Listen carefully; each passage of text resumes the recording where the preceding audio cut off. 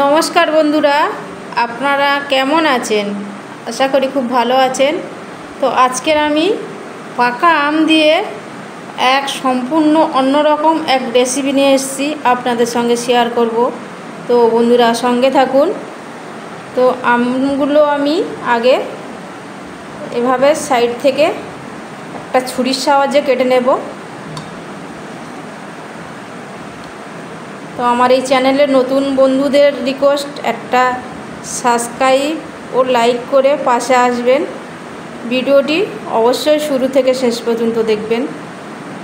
তো আমটা আমি এইভাবে ছুরির সাহায্যে কেটে নিলাম।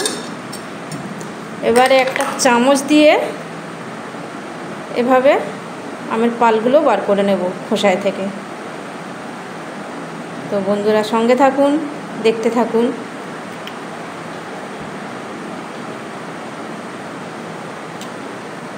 আমি আরও একটা আমের এক সাইড কেটে নিয়েছিলাম।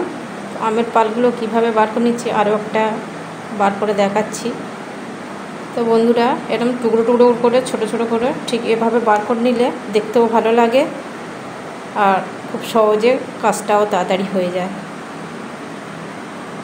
তো বন্ধুরা আমি একটা মিক্সির জারের মধ্যে নিয়েছি পালগুলো। তো এবারে আমি গ্রাইন্ড করে নিয়ে আসছি। তো বন্ধুরা পেস্ট করে নিয়ে এসেছি।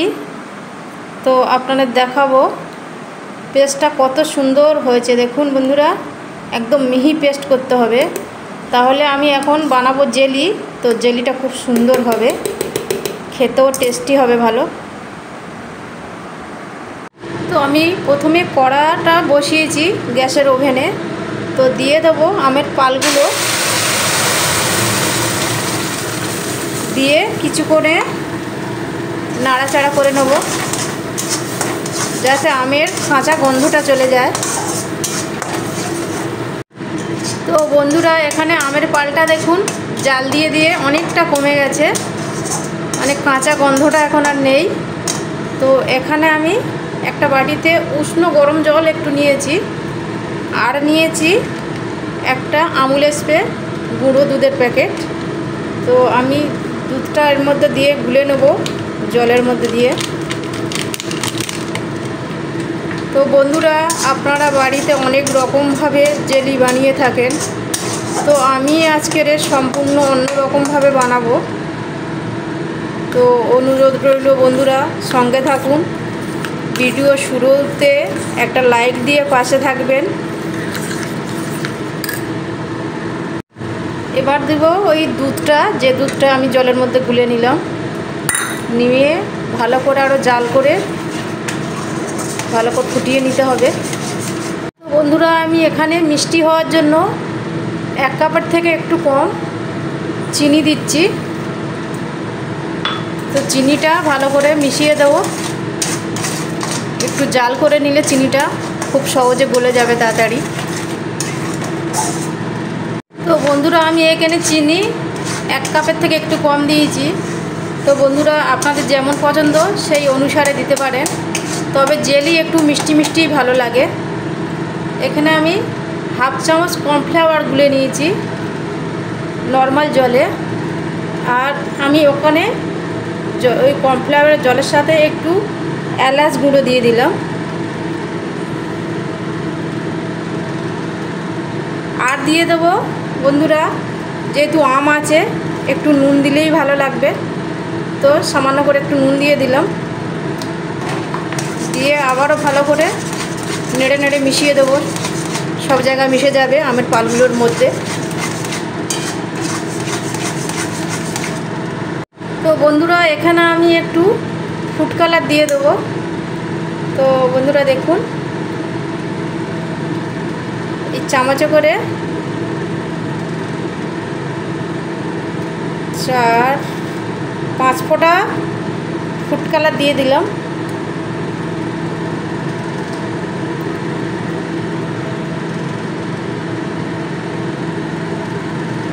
তো সবটা পরে নে বন্ধু, কর্নফ্লাওয়ারের সঙ্গে চামচে যেটুকু ছিল গুলে নিলাম। তো নেড়ে দেবো ভালো করে, কালারটা মিশে যাবে।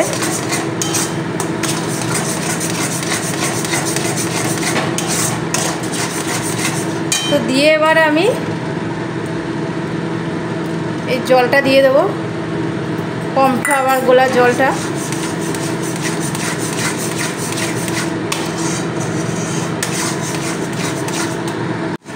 তো বন্ধুরা দেখুন কত সুন্দর একটা কালার এসছে। তো আমি এবার গ্যাসটা অফ করে দেবো, এবারে নামিয়ে নেব। তো এখানে আমি একটা বাটি নিয়েছি, বাটিটা একদম জল যেন একটু না থাকে, একদম পরিষ্কার করে মুছে নিয়েছি। তো এই বাটিটায় আমি জেলিটা সেট করব।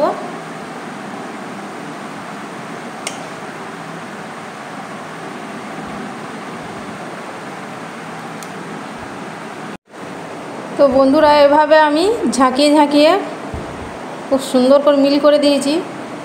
তো এখন ঢাকা দেবো না, ঠান্ডা হলে ঢাকা দেবো, দিয়ে 5-6 ঘন্টা পরে আসছি। তো দেখুন বন্ধুরা আমি 4-5 ঘন্টা পরে নিয়ে এসেছি। তো কত সুন্দর জমে গেছে, দারুণ দেখতে লাগছে না বন্ধুরা? তো এবারে আমি এখানে ঢেলে নেব।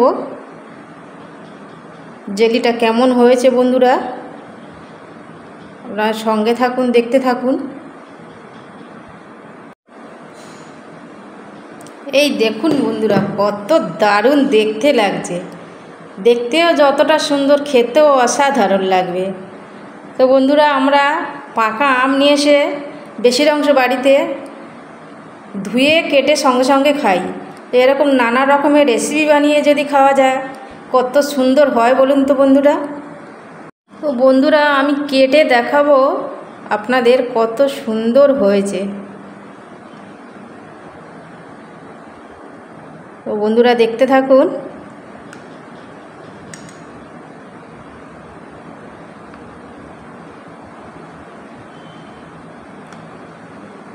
এতটাই নরম হয়েছে, একদম জেলি যেমন হয় দোকানের, একদম সেরম খেতে লাগবে, দেখতেও অত সুন্দর হয়েছে।